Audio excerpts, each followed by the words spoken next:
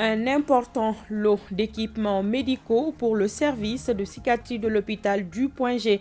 Un don de l'USAID pour faciliter la prise en charge des personnes vivant avec des troubles mentaux. La valeur de ce don est estimée à 11 millions de francs CFA. D'autres détails avec Souleymane Sidibé.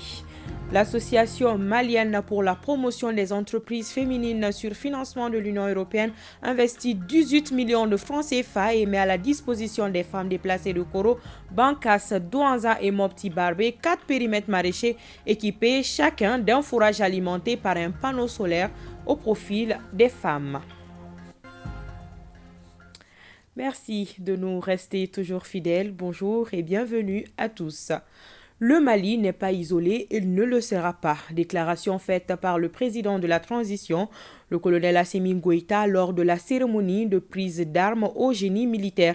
Le chef suprême des armées, après avoir rendu un hommage mérité au père de l'indépendance, a remis un chèque géant de 6 milliards 500 millions de francs CFA aux veuves des militaires tombés sur le champ d'honneur, ainsi que des chèques individuels aux parents de 3 militaires qui ont perdu la vie sur le terrain.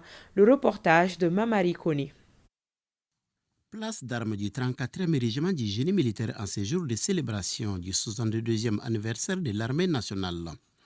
Il est 10h05, le chef suprême des armées, le colonel Assimi Goïta, président de la transition, est accueilli par le Premier ministre, le ministre de la Défense et des anciens combattants, le gouverneur du district de Bamako et le maire de Bamako. Premier acte de cette cérémonie de prise d'armes, le dépôt de gerbes de fleurs par le colonel Assimi Goïta au monument du soldat inconnu. Un geste plein de sens.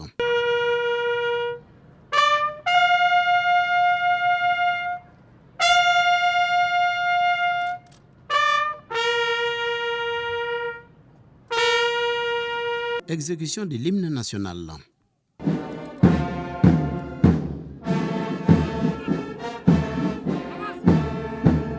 Le président de la transition passe ensuite en revue les troupes sous les notes musicales de la fanfare nationale. Place au moment de reconnaissance de la nation à ses fils. 3 militaires sont décorés de la médaille du mérite national avec effigie abeille à titre posthume. La croix de la valeur militaire est décernée à 3 autres, la médaille de mérite militaire à 10. 2 militaires obtiennent la médaille de sauvetage pour des actes de bravoure. Et enfin, le chef suprême des armées décerne la médaille de blessés à 5 autres. En ces jours de mémoire, la nation reconnaissante a remis un chèque géant de 6 milliards 500 millions de francs CFA aux veuves des militaires tombés sur le champ de bataille. 3 autres chèques individuels ont été donnés aux parents de combattants tombés sur le terrain. Le défilé du jour concerne toutes les forces armées et de sécurité sous les regards admirateurs du colonel Assimi Goïta. Je tiens à rendre un vibrant hommage au président Modibo Keïta et tous ses compagnons d'élite qui ont été les vrais artisans de la création de l'armée malienne. Aussi souhaiter une bonne fête de l'armée à toutes les Maliennes et à tous les Maliens de l'intérieur comme de l'extérieur. Aujourd'hui, le souci principal du peuple malien est la restauration de la sécurité sur l'ensemble du territoire national. Et on a coutume de dire que la paix n'a pas de prix, mais elle a un coût. Merci au grand peuple pour tous ces sacrifices consentis. Et merci au peuple malien pour la résilience. Ces sacrifices consentis qui nous ont permis aujourd'hui d'acheter tous ces matériels. Et nous ne faisons que les remercier davantage. Aussi saluer l'engagement des forces de défense et de sécurité sur les théâtres d'opération depuis une dizaine d'années. Et la volonté de tout chef militaire est de ramener vivants tous ces hommes placés sous son autorité. Hélas, dans une mission de combat, on ne décide pas qui sera tué ou qui sera blessé. Raison pour laquelle je m'incline devant la mémoire de tous ces vaillants soldats tombés sur les champs d'opération pour la défense de la patrie. Aussi, je tiens à rassurer le peuple malien de l'engagement et de la détermination des forces de défense et de sécurité à défendre l'ensemble du territoire national jusqu'à la pacification totale. Aussi, rassurer les forces de défense et de sécurité par ma voix en tant que chef suprême des armées de l'appui constant de l'ensemble des outils de la transition jusqu'à la pacification totale du territoire national. Le colonel Assimi Goïta a également remercié les partenaires pour leur présence aux côtés du Mali et déclaré une fois de plus que notre pays n'est pas isolé. Et leur présence parmi nous témoigne à suffisance que le Mali n'est pas isolé et le Mali ne sera pas aussi isolé. Mais cela dit, le peuple malien a opté pour donner une nouvelle orientation à sa coopération et basée sur une coopération d'efficacité, une coopération de sincérité, une coopération où les résultats tangibles seront appréciés par nos populations qui sont les premières bénéficiaires. Et pour les rassurer que le peuple malien est ouvert à tous les partenaires, pourvu que les trois principes qui guident désormais l'action publique en territoire du Mali, à savoir le respect de la souveraineté du Mali, le respect des choix stratégiques et des choix des partenaires opérés par le Mali, la prise en compte des intérêts vitaux du peuple malien dans les décisions prises. À noter que le président de la transition est resté debout pendant le passage de toutes les troupes. Une façon pour lui de leur témoigner sa disponibilité.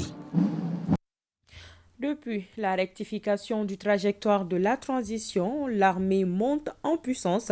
Aujourd'hui, les terroristes sont anéantis, les sanctuaires détruits.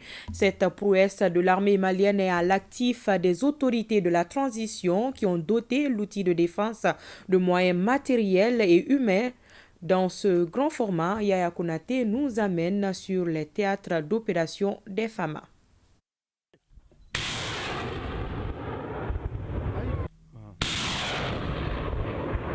Autrefois, on attendait des attaques contre les bases, des trucs comme ça.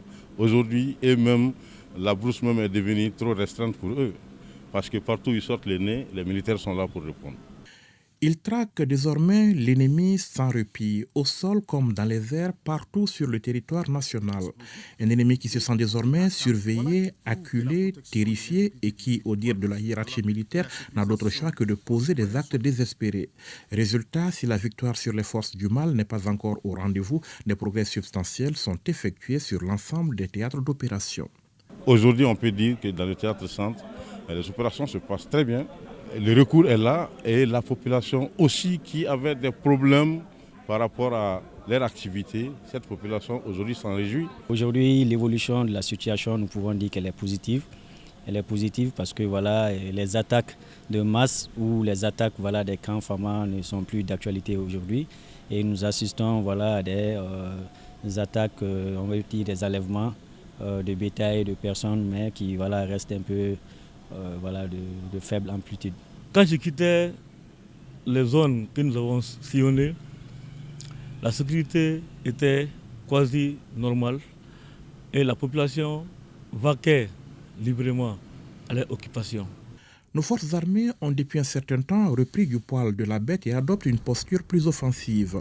À l'origine de ce changement de posture, un changement d'approche au niveau du commandement qui se traduit dans les faits par un esprit plus conquérant du côté des troupes. Il suffit que les hommes se ressaisissent, qu'ils comprennent que oui, effectivement, dans cette opération, dans cette guerre, nous sommes contre des amateurs qui n'ont pas tout à fait les mêmes professions, le même professionnalisme que les militaires. Donc il s'agit d'être confiant en soi, de comprendre. Une tournée m'a suffi de ramener ces éléments sur la raison et commencer à réagir réellement, proprement contre cet élément ennemi.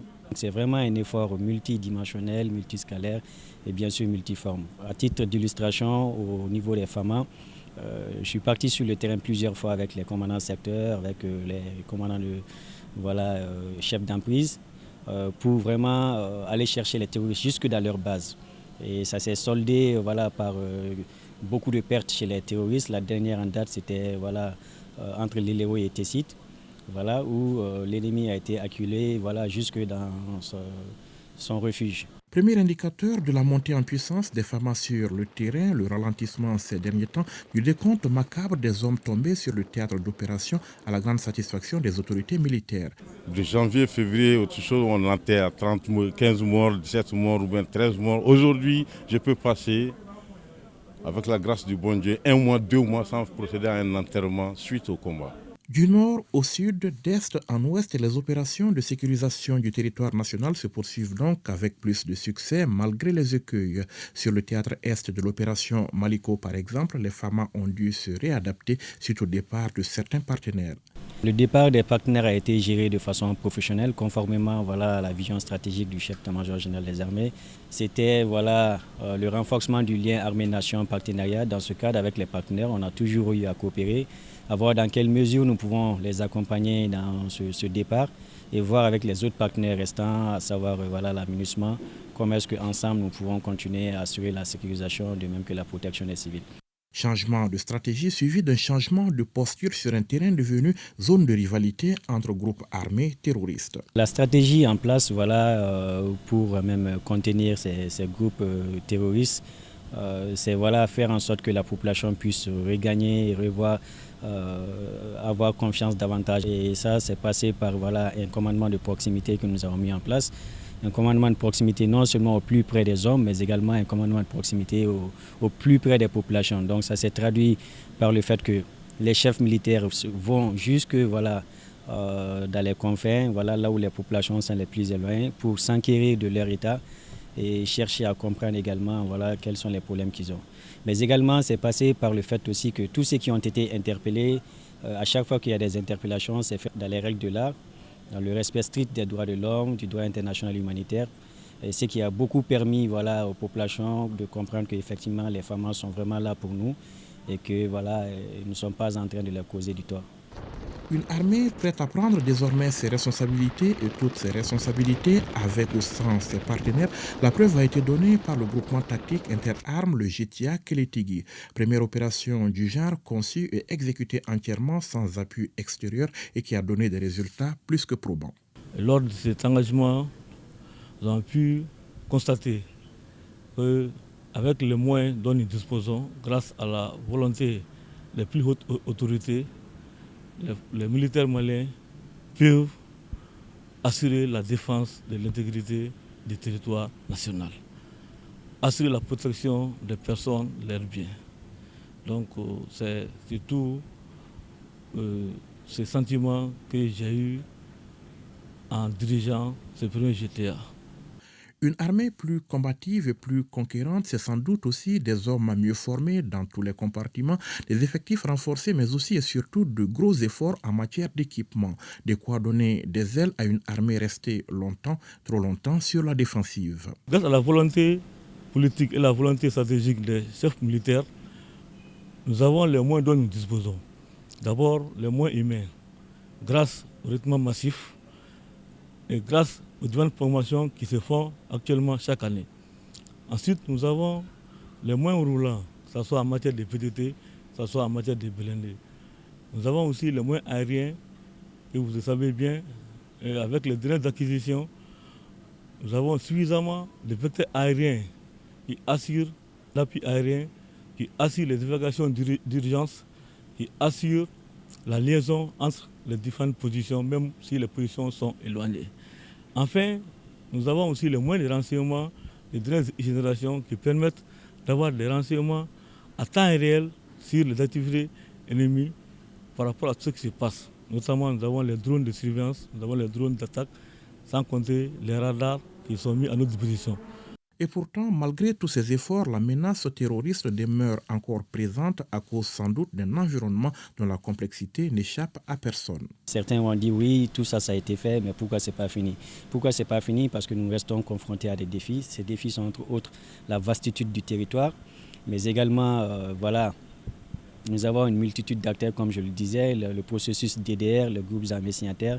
Donc, il y a toute une synergie à mettre en place avec eux et parfois, les agendas ne sont pas toujours en conformité. Et également, la population dans ses occupations préfère se déplacer, parce que les gens ont les moyens de subsistance dans certains endroits où ils ne peuvent pas se passer, ils sont attachés à des terroirs. Et le fait que le pays est vaste, ce n'est pas évident pour les femmes d'être à tous ces endroits au bon moment et pour pouvoir apporter l'assistance nécessaire. Donc ça, c'est entre autres vraiment les défis majeurs. Mais qui ne nous empêche pas quand même à faire en sorte que la situation reste sous contrôle et que l'ennemi comprenne que aujourd'hui elle est en perte de vitesse. Grands combattants et meneurs d'hommes, les commandants du théâtre d'opération sont également de grands optimistes. Eux qui estiment que la victoire sur l'ennemi est à portée de main et qui saluent la cohérence de vues retrouvée entre les niveaux politiques, stratégiques, tactiques et opératifs dans la poursuite de cet objectif. Le service de psychiatrie de l'hôpital du Point G vient de recevoir un lot d'équipements médicaux composés de lits et d'autres matériels sanitaires. Ce don de l'USAID à travers International Medical Corps permet de faciliter la prise en charge des personnes vivant avec des troubles mentaux. La valeur de ce don est estimée à 11 millions de francs CFA. Suleiman Sidibé a suivi la cérémonie de remise pour ORTM1. Après un cri de cœur lancé par le ministre de la Santé et du Développement social, il y a de cela 6 mois, le service psychiatrique de l'hôpital du Point G reçoit ce jeudi un important lot d'équipements médicaux. Ce geste est la concrétisation d'une promesse faite par la représentante de l'USAID au Mali. La santé mentale est un paramètre important du bien-être, mais surtout un élément déterminant pour chaque individu, lui permettant de faire face à l'adversité. Agir pour la santé mentale ne se résume pas à prévenir simplement la maladie. Il s'agit avant tout d'agir pour la cohésion sociale. La lutte contre les troubles mentaux et neurologiques constitue dans le contexte d'insécurité chronique un danger permanent. Cet équipement qui soulage désormais les souffrances des personnes vivant des troubles mentaux vient à point nommé au dire des bénéficiaires. Et ça nous permettra d'optimiser l'accès du malade mental aux soins de santé de qualité élevée. Le ministère de la Santé et du Développement social salue les efforts de l'ONG International Medical Corps dans l'amélioration de la qualité des soins de santé de la population. C'est le lieu de magnifier notre reconnaissance à ses partenaires techniques et financiers, et plus particulièrement le Bureau d'assistance humanitaire de l'USAID pour son appui très remarquable. L'USAID et IMC réitèrent leur engagement aux côtés du Mali pour la santé mentale. La coalition des forces juvéniles pour le renouveau COFOR Mali vient de lancer les travaux de réhabilitation de la salle de conférence de la Maison des Jeunes. En marge de ces travaux, la COFOR Mali a remis 200 casques et des matériels sportifs respectivement aux conducteurs de mototaxi, au regroupement des jeunes et pratiquants d'arts martiaux. On en sait plus avec Mariam Koulibaly. Les travaux de réhabilitation de la salle de conférence de la Maison des Jeunes, engagés par la coalition des forces juvéniles pour le renouveau, sont la réponse à une sollicitation des responsables de la Maison des Jeunes, celle de doter la dite salle de certaines commodités. Nous avons décidé en tant que jeunes, nous sommes dans notre maison, de rénover cette salle pour la jeunesse malienne, pour d'autres organisations qui ne sont pas nous, qui ont besoin d'un espace à faire des réunions, des conférences et qui s'adapte aussi à la modernisation. La coalition, engagée pour la cause des jeunes, a profité de l'occasion pour remettre un lot de casques et de matériel sportif aux conducteurs de mototaxi, aux regroupements de jeunes et aux pratiquants d'arts martiaux. Un geste très significatif aux yeux des bénéficiaires. Nous remercions COFOR Mali pour le don de ces matériels, de ces équipements sportifs qui vont nous permettre de former des futurs champions. C'est aussi ça le Mali nouveau. Avant, tout le monde attend tout de l'État. La COFOR est en train de donner un bel exemple qu'il faut suivre. C'est-à-dire que les jeunes doivent être au devant et ce sont les leaders, le département qui doit suivre.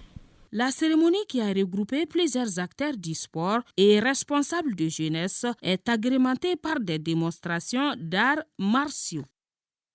Après 6 mois d'arrêt suite à un incendie qui l'a totalement dévasté, la radio Nata de Gao renaît de ses cendres grâce à l'appui des personnes de bonne volonté. Elle a été entièrement réhabilitée et équipée de matériel de dernière génération. La cérémonie d'inauguration a eu lieu à Gadaï en présence des autorités régionales et de nombreux auditeurs. Le point avec Aliou Idrissa Maïka. Située à 100 mètres du tombeau des Askia, au 2e quartier de Gao, la radio Nata, première radio libre du Septentrion et 2e au Mali après Bamako, a été victime d'un incendie dans la nuit du 19 août 2022. Ce jour-là, tout était parti en fumée. La 91.7 reprend désormais ses émissions grâce au soutien et à l'accompagnement de ses auditeurs et de ses partenaires. Ce triste souvenir a créé la désolation chez les communautés et des milliers d'auditeurs de la région Nata, les communautés de la région de Gao, du Mali et de la diaspora. Pour le redémarrage des émissions de la Voix de l'Espoir, une cérémonie d'inauguration a été initiée. Elle a réuni les auditeurs, les notabilités de la ville, ainsi que les représentants des communautés venus de toutes les communes du cercle de Gao. Nous sommes vraiment très heureuses pour cette réouverture officielle de la radio Nata. Notre principal moyen d'information, de sensibilisation, ce sont nos radios libres de la place et l'ORTM. La Nata est une radio communautaire qui a commencé à émettre le 15 octobre 1993. De sa création à nos jours, elle a toujours opté pour la promotion du vivre ensemble et de la cohésion sociale. Je saisis la présente occasion pour demander à toutes les radios libres de Gao à redoubler d'efforts pour sensibiliser les populations afin qu'elles s'inscrivent dans la dynamique du retour de la sécurité. La remise d'attestations à certaines personnalités et structures et la visite guidée des locaux ont mis fin à la cérémonie d'inauguration. Plus de 18 millions de francs CFA, c'est le coût de 4 périmètres maraîchers équipés chacun d'un forage et alimentés par un panneau solaire au profil des femmes déplacées de Koro, Bankas, Douanzan et Mopti Barbé. L'initiative s'inscrit dans le cadre de la mise en œuvre du projet RAID, Redonner Espoir, cohésion sociale et insertion des personnes déplacées et des communautés hautes dans les zones frontalières du Burkina Faso, du Niger et du Mali. Il est exécuté par l'association malienne pour la promotion des entreprises féminines sur financement de l'Union européenne à travers la subvention Lead UNOPS. De Mopti, la correspondance de Daouda Diakité et de Souleymane Tepsogi. L'inauguration du périmètre maraîcher de Mopti Barbé, d'une superficie d'un demi-hectare équipé d'un forage alimenté par un panneau solaire, marque également celle de 3 autres identiques à Koro, Bankas et Douanza. 200 femmes déplacées et des communautés hautes sont bénéficiaires de ces périmètres maraîchers.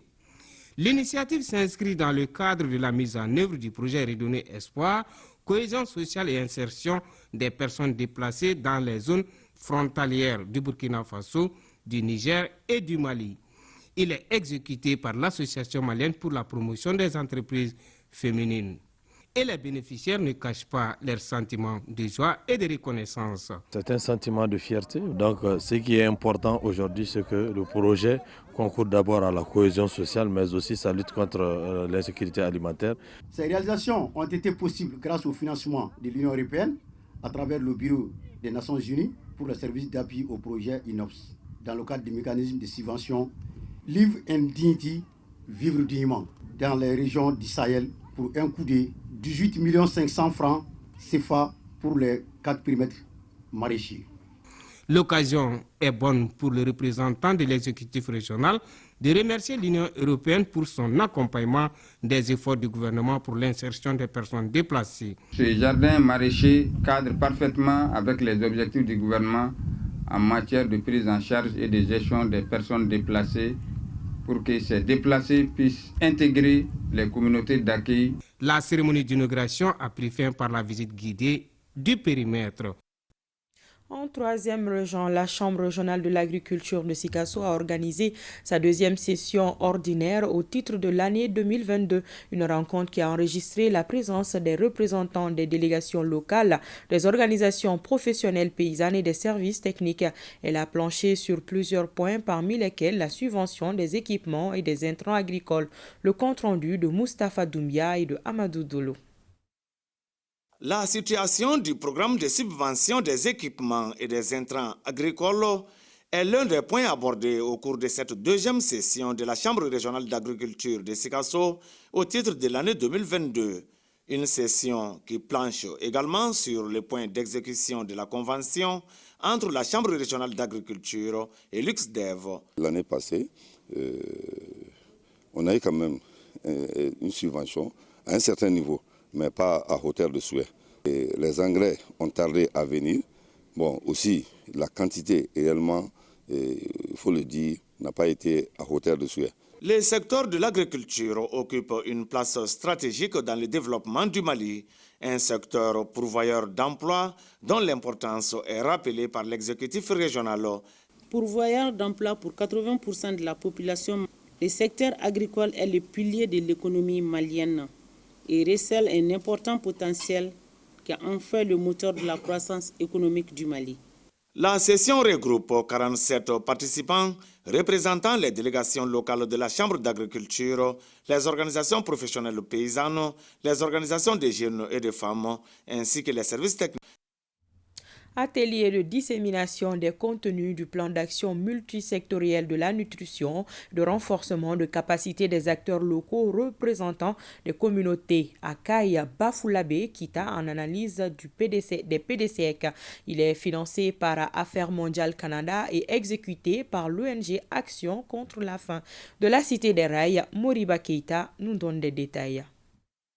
Renforcer les capacités des décideurs locaux et des représentants des communautés afin de leur permettre de connaître mieux les engagements du Mali et le point sur le processus d'élaboration de la feuille de route du renforcement des systèmes alimentaires en vue d'avoir une compréhension commune des priorités pour l'atteinte des objectifs fixés. Tel est l'objectif de cet atelier régional organisé par Action contre la faim. Nous entreprenons continuellement des actions de plaidoyer au niveau international, national et local afin de rappeler et susciter des changements durables en termes de politique, de pratique et de capacité d'intervention dans une approche multisectorielle. À travers cet atelier, les décideurs locaux et les représentantes des communautés seront renforcés sur la localisation et la redevabilité mutuelle pour une gouvernance nationale et locale. Au cours de l'atelier, les axes du plan d'action multisectoriel de la nutrition, les rôles des décideurs et des représentants des communautés sur la prise en compte des engagements dans les programmes